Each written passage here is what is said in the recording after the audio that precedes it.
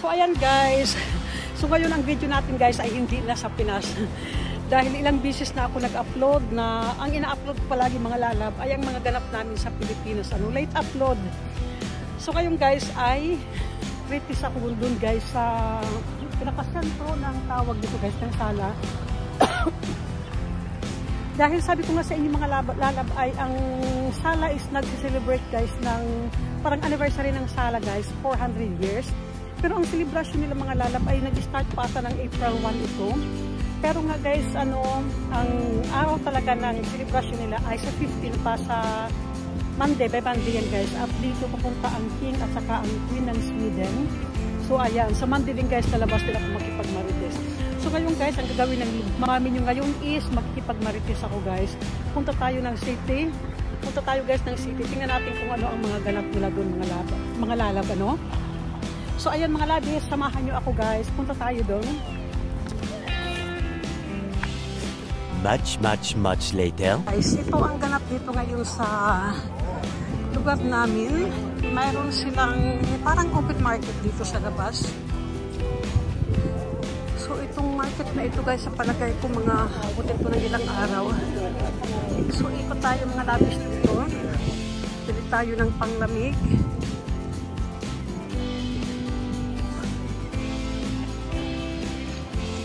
Ayan mga lalab. Ang dami talaga guys na mabibili dito. Kaso nga lang mga labis dyan.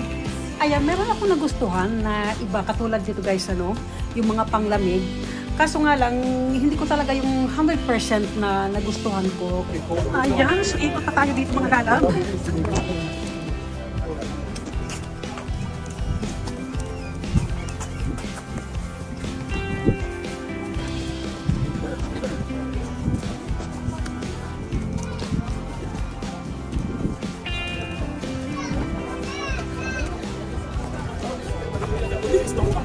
And sure.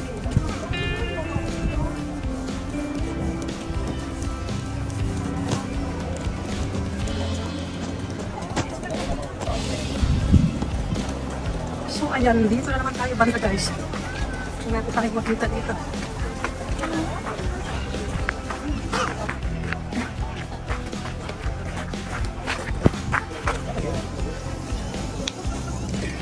At mayroon pa doon guys sa unahan. Pero guys, bago tayo umikot doon. Pero mga labis, ayan guys, punta muna ako ng butika, dito sa kabilang butika. So guys, itong tindahan na pupuntahan ko ngayon is more on herbal sila mga lalab. So punta tayo dito. Ang daming mga paninda ngayon guys na mura. Nakakatawa itong tindahan guys. Pero itong tindahan ito, pagbubukas lang at ayan, sarado na naman.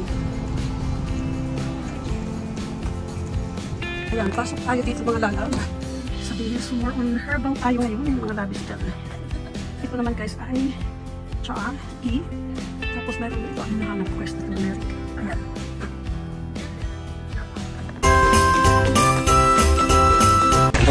Ayan guys, the biggest cheese.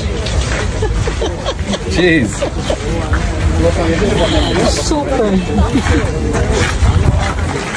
And this one. Which one? Yeah. Parmesan. What is the name again? Parmesan? Yes, Parmigiano Reggiano. This one is 38 months old. 38 months old? Yes. Oh God, 31. Old like me. This is Gruyere. It's made in Switzerland. Switzerland? In Gruyere. The city is called Gruyere. Then we have the Parmesan cheese made in Reggio Emilia. North Italy.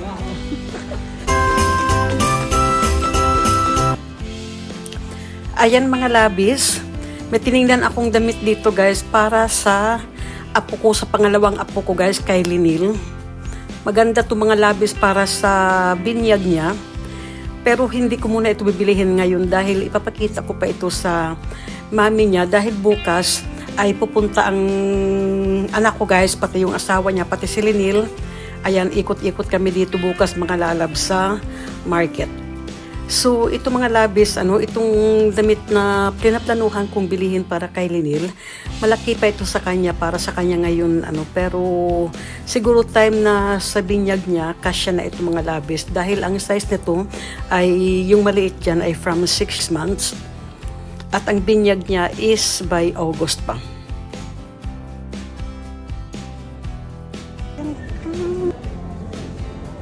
So, ayan mga labis, naugutom ang mami nyo sa kaikot.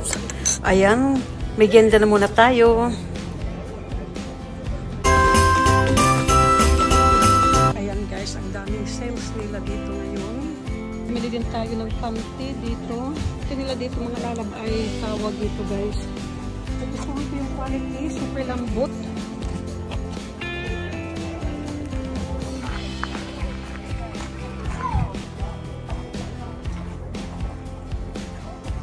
Bibili sana ako dun guys ng pagkain pero ayan, tinignan ko yung oras. Medyo kulang na dahil may live pa tayo. Late na nga ako sa live ko. So anyway guys, pabalik ako dito bukas kasi bukas ay hindi ako magla-live.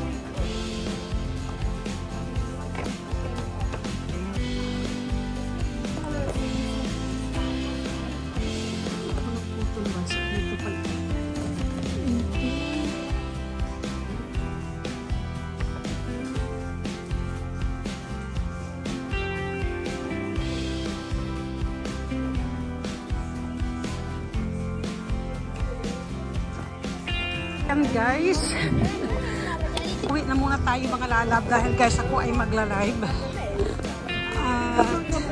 Anyway guys, bukas naman sila hanggang alas 6. Balik na lang tayo dito mamaya. Kasi ang bigat na rin ng bag ko guys.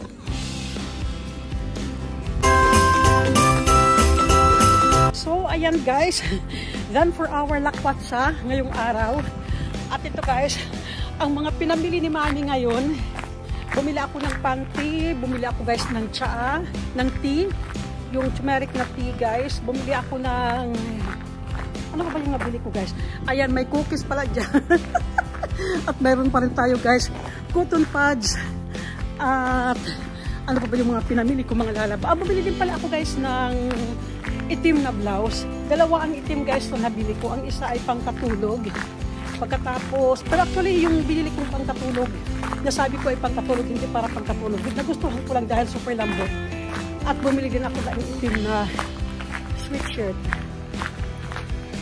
Kasi sa ngayon guys, medyo mainit na, 14 degrees. Kaya nakita niyo mga lalab, hindi na tayo naka-jacket. So, thank you for watching guys!